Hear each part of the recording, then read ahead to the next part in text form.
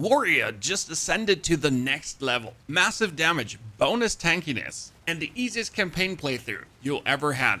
I'm already sitting in maps and we're just blasting everything into pieces. Step 1. Where does our damage come from? How do we play?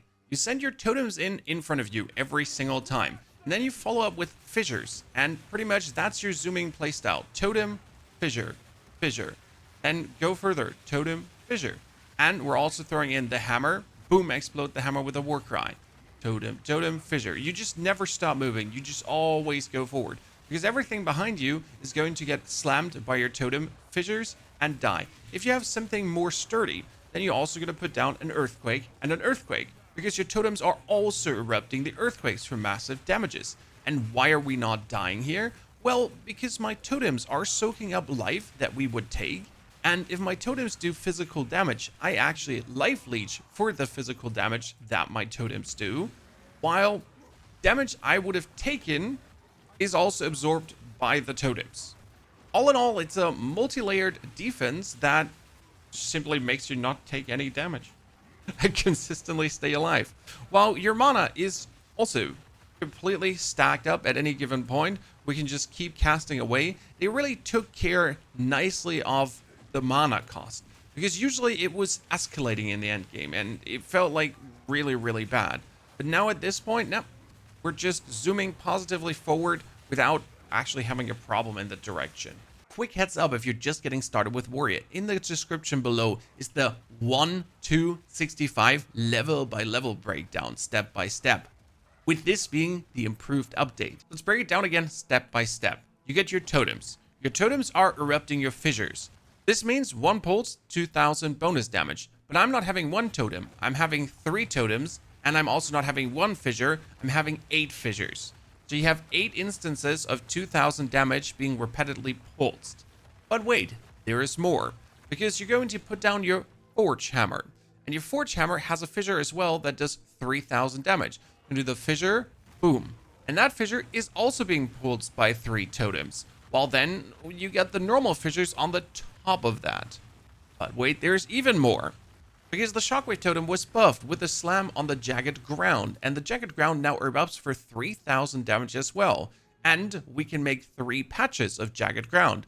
That would be 1, 2, 3, and then you have the 3 totems that are also erupting them. Each totem erupts all 3. Which means you send your totems in beforehand, throw the Forge Hammer, boom, 10 seconds uptime, fissures, 12 seconds uptime, and then the earthquakes, they're having a 5-second uptime. So I'm pretty much spending my time hitting earthquakes in a circle, then refreshing the totems, then refreshing the hammer, then refreshing the fissures, and more earthquakes. And that in a way forward rolling into the opponent. And it pretty much just ends up being QER, QER, middle mouse button T, QER, QER. And that's about it. Before we now go into every support gem, how do we get massively tanky though? And that's because of Fund of Blood. Totems created by supported skills create a blood fund with a radius of 4 meters. Allies in blood funds leech equal to 12% physical damage dealt by supported totems. Totems do physical damage. Oh, and then they do this Jagged Ground Super Slam that also deals mainly physical damage. Fantastic leech. Then we get our Warbringer Ascendancy, where the Ancestral Totems will actually keep us alive, but they're currently bugged. Fine. We have Wooden Wall. 20% of damage from hits is taken from your nearest totem's life before you. Then, as totems are next to me, I'm getting more life regeneration. Wow, love that. And lastly, recoup 5% of damage taken by your totems as life, and each totem has the enemy just take more damage. One thing you all might notice is that we're using weapon points, because not all of my abilities profit from everything we're doing, right? The totems are the totems, but then the fissures are the fissures, and the volcanic hammer is the volcanic hammer, so they got like the fire damage need, while the totems don't really mess with that fire damage, that rather have like the actual totem boosters happening. Support-wise, it's extremely important that we put a Rage on our Fissure, because we're also playing the Berserk ability. Rage and Berserk just stack up so nice. It's a 53% increased Rage effect. And with the passive stacks down here, we get massive amounts of bonus Rage. And with the Warlord Berserker, Rage you gain is also granted to allies in your presence. Oh, you don't say so.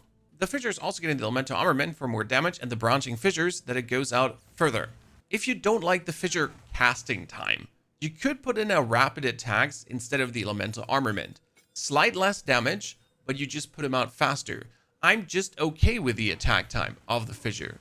It's fine, it's quick, it's fluent. The same goes for the earthquake right now. It doesn't have rapid assault as well, because I'm fine with the earthquake time. The Shockwave Totem needs rapid attacks though, because it should pulse as fast as possible. Only rapid attacks 2 though, not rapid attacks 3, because that's 50% less damage. Then magnified area and fond of blood currently. For the earthquake, we get encroaching ground that the earthquake actually gets bigger every single second it's up, because then they overlap better and really hit a boss like all 3 of them. Together with prolonged duration, that the earthquake is actually up for a longer time and can get pulsed more often by your totem. And then with the aftershock, there's a chance that they create an aftershock. That's never bad because any aftershock triggers other aftershocks, right? If the volcanic fissure gets then slammed by an aftershock, then it triggers. If the Forge Hammer gets slammed by an aftershock, it gets triggered. And then with the Forge Hammer, we also have the aftershock, because if you then throw it in and it aftershocks, if you then explode it, if it aftershocks, you know, that's already good. Again, it's just more free damage. With the elemental armament and the prolonged duration, that the hammer is just up longer, the spiral, so we don't have to care about refreshing it that much. The Infernal Cry is there to trigger the hammer, that it explodes, together with a Raging Cry, that we get even more rage. Herald of Ash for the bonus explosions, and then the Ancestral Cry as your super booster. For the Ancestral Cry, you have to ignite enemies, and then every step you do, boom, shoots out projectiles, lava, slams, everything. It's pretty much what you're doing in super galore. And in order to boost this, we have the prolonged duration, also up longer, and the elemental armament to have our volcanic stabs and the volcanic eruptions do more damage. How do we do the weapon swap points now, and what profits from it? You gotta keep in mind that with weapon swap points and with totems, they pretty much snapshot all these effects on themselves when you put it down, so it doesn't go away. Step 1, you're gonna pass here with normal skill points, but then instead of pumping your skill points out, you're gonna select the weapon set 2, and then put the weapon set 2 points in. And I can put down a bonus totem. I get attacks used by totems have increased attack speed per summon totem, and I get the life regeneration. Even if I swap my weapons, I still get that bonus life regeneration because the totems have that snapshotted onto them. The same goes here with the recoup, 5% of damage taken by your totems as life.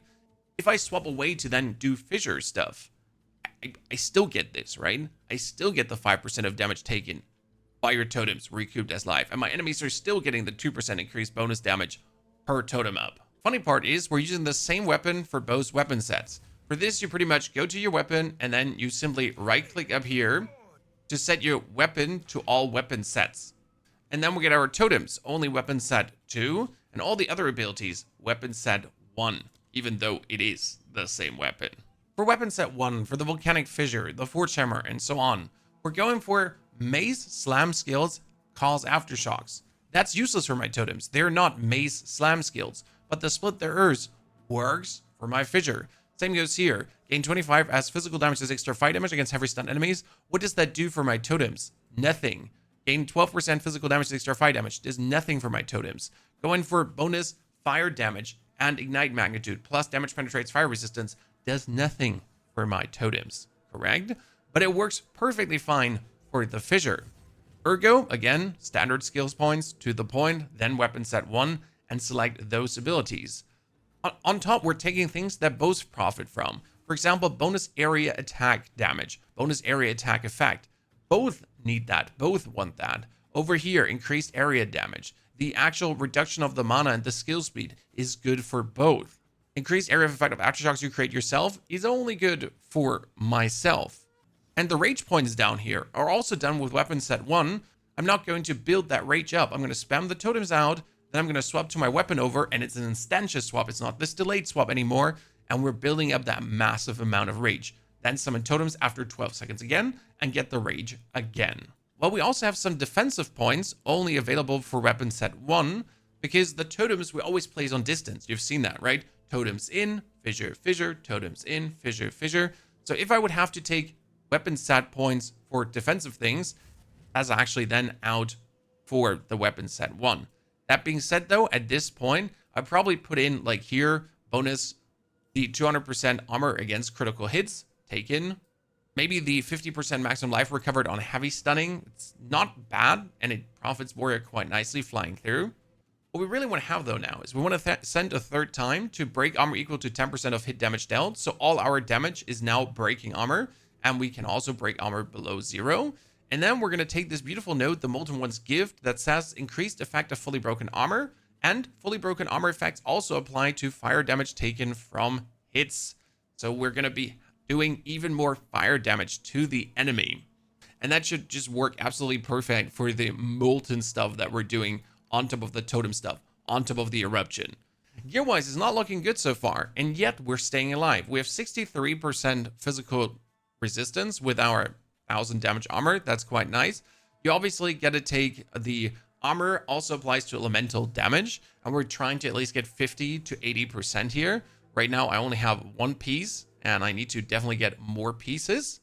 For the weapon, you want maximum physical damage, and this weapon did actually have 400 physical damage, but I made a mistake with the desecration thingies and removed my 100% bonus physical damage.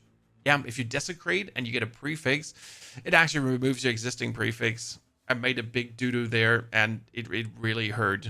It made this weapon 100 damage weaker. But hey, probably this hammer is going to make up for it. That's not actually bad, but it's also not good. Sadness. Next step is pushing this character to level 85, 90, kill the Arbiter, and then give you like the final wrap down how you're going to progress from now, from level 65 towards the absolute super slammer. Does this feel good? Does this feel interesting? Please tell me in the comments below, what do you think?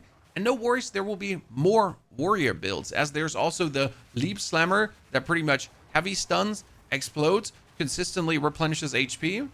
We get some plans, and it's looking quite juicy for Wario, who supposedly was ruined, but actually turns out to be an absolute menace. If you need now more tips for Path of Exile, enjoy, have a fantastic good day.